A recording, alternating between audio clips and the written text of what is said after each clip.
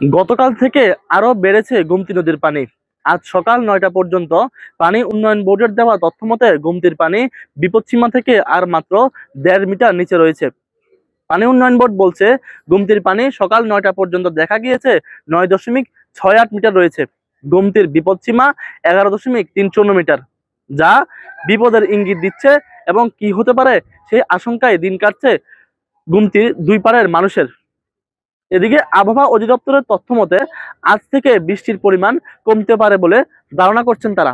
তবে যদি ভারতের উজানের পানি এবং পাহাড়ি ঢল আসে তাহলে কিন্তু গোমতীর পানি বেড়ে যেতে পারে, যা আশঙ্কার কারণ হয়ে দাঁড়াতে পারে এবং ২৪-এর সেই দিনগুলোর কথা স্মরণ করে দিতে পারে গোমতীর দুই পাড়ের মানুষদেরকে।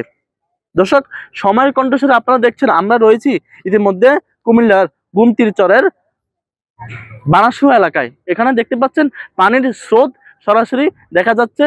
যত সময় গড়াচ্ছে তত পানির স্রোত যেন বাড়ছে এবং বিপদসীমা থেকে মাত্র ৫ ফুট নিচে রয়েছে, যা আতঙ্কের কারণ হয়ে দাঁড়িয়েছে।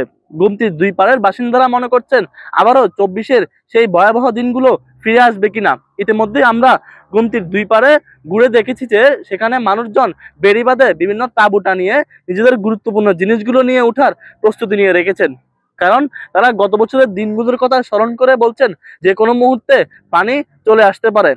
এতে তাদের গত বছরের মতো ক্ষয়ক্ষতি হতে পারে। গত বছরের ক্ষতি না কাটিয়ে উঠতেই যদি এবারও ক্ষতির সম্মুখীন হন তাহলে তা তাদের জন্য অপূরণীয় ক্ষতি হয়ে দাঁড়াবে।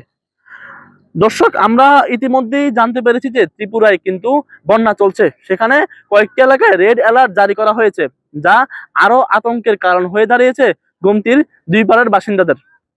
এছাড়াও ফেনীতে কিন্তু ইতিমধ্যেই প্রায় ২০টিরও বেশি বাঁধ ভেঙে গিয়েছে। এতে প্রায় ৩০টিরও বেশি গ্রাম প্লাবিত হয়ে গিয়েছে, সৃষ্টি হয়েছে বন্যার, যা কুমিল্লাবাসীর জন্য আতঙ্কের আরো কারণ হয়ে দাঁড়িয়েছে। কারণ গত বছর ফেনী, কুমিল্লা, নোয়াখালী এই ৩ জেলাতেই কিন্তু ভয়াবহ বন্যার শিকার হয়েছেন মানুষেরা, যার কারণে এবারও গোমতীর দুই পাড়ের বাসিন্দারা ভয়ে আছেন কখন না কুমিল্লার গোমতীতে বন্যা আঘাত হানে। দর্শক, আমরা কিন্তু ইতিমধ্যেই আবার জানতে পেরেছি ফেনীতে বন্যার কারণে এবং টানা বৃষ্টির কারণে কুমিল্লা এবং নোয়াখালী, ফেনী সহ ৬ জেলায় যে কুমিল্লা ৬ জেলা নিয়ে গঠিত কুমিল্লা শিক্ষা বোর্ড, সেই শিক্ষা বোর্ডের অধীনে এইচএসসি পরীক্ষা স্থগিত করেছে আজকের জন্য। এই বৃহস্পতিবারে যে বিজ্ঞান বিভাগের, পদার্থ বিজ্ঞান এবং কি অন্যান্য যে বিভাগের পরীক্ষাগুলো রয়েছে সেগুলো কিন্তু স্থগিত করেছে কুমিল্লা শিক্ষা বোর্ড। এবং এই বন্যা পরিস্থিতি নিয়ে এই ছিল কুমিল্লার গোমতীর পাড় থেকে আমার কাছে সর্বশেষ সংবাদ। জাহিদ হাসান নাঈম, সময়ের কণ্ঠস্বর, কুমিল্লা।